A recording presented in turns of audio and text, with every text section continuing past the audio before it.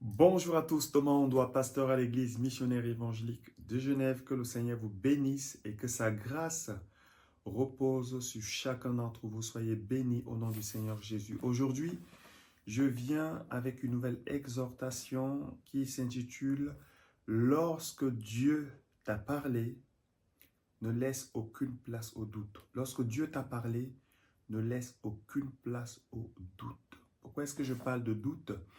Parce que lorsque Dieu nous parle, la parole de Dieu nous enseigne qu'il y a une personne qui est notre ennemi, qui est décrit comme notre ennemi, c'est-à-dire le diable, qui lui aussi va passer après pour essayer de s'aimer le doute dans le cœur de ceux qui ont reçu une parole de Dieu. Nous le voyons dans la Genèse, dans le livre de la Genèse, lorsque Dieu va parler à Adam et par Adam va parler à Ève en leur disant « Ne mangez pas le fruit de l'arbre de la connaissance du bien et du mal. Lorsque vous en mangerez, vous mourrez. » Lorsque Dieu leur parle, il part. On voit derrière le diable qui vient pour dire à Ève « Dieu a-t-il réellement dit ?» Dieu a-t-il réellement dit? Qu'est-ce qu'il fait? Il vient pour susciter le doute dans l'esprit de Ève. Nous voyons la même chose se reproduire lorsque Jésus, qui est appelé par l'apôtre Paul le deuxième Adam, va se faire baptiser. L'Esprit du Seigneur va descendre sur lui et Dieu parlera à son Fils en lui disant « Tu es mon Fils en qui j'ai mis toute mon affection. » Toute mon affection. J'ai mis toute mon affection en toi, mon Fils. Poussé par, à la suite de cela, poussé par l'Esprit au désert, il va être tenté. Et la Bible nous dit dans le livre de Matthieu, chapitre 4, verset 2, en parlant de Jésus, « Après avoir jeûné 40 jours et 40 nuits, il eut faim.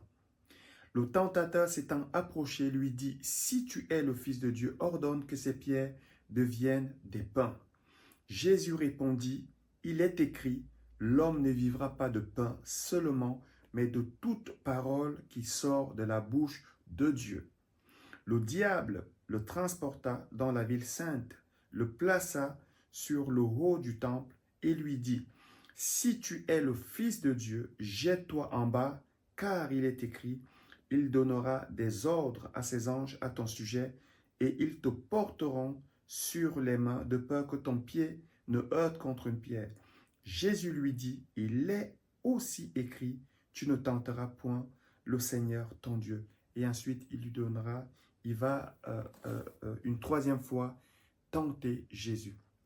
On voit ici, sur ces trois tentations, 2 sur 3, il va à chaque fois lui dire, si tu es le Fils de Dieu, l'intention c'est quoi? C'est de mettre le doute dans l'esprit du Fils de Dieu. Jésus savait quelle était sa mission. Il savait qui il était. Il savait ce que le Père attendait de lui. Mais après avoir reçu la parole du Père qui lui dit, tu es mon Fils, qui confirme cette affiliation de Jésus au Père, Satan va passer derrière pour s'aimer le doute dans son esprit en lui disant « si tu es le Fils de Dieu ». Ce qui m'amène à dire que lorsque nous recevons une parole de Dieu, c'est ce que l'ennemi va essayer de faire. C'est à nous de garder la parole de Dieu. Nous sommes les gardiens de la parole, des paroles de Dieu pour nos vies. C'est à nous de garder ces paroles. Et le moyen que la Bible nous donne pour ne pas céder au doute, c'est de proclamer la parole de Dieu. Lorsque Satan vient pour vous faire douter, lorsque vous sentez, après avoir été convaincu que Dieu vous a parlé, lorsque vous sentez qu'il y a des paroles, des pensées qui viennent pour essayer de mettre de la confusion dans votre esprit, de mettre le doute dans votre esprit, le moyen que nous devons utiliser, c'est le même moyen que Jésus a utilisé, la parole de Dieu.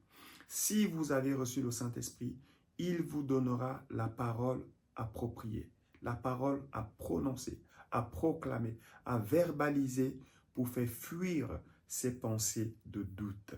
Que le Seigneur vous bénisse, que le Seigneur vous garde. Je vous dis à bientôt pour une nouvelle exhortation. Soyez bénis au nom du Seigneur Jésus.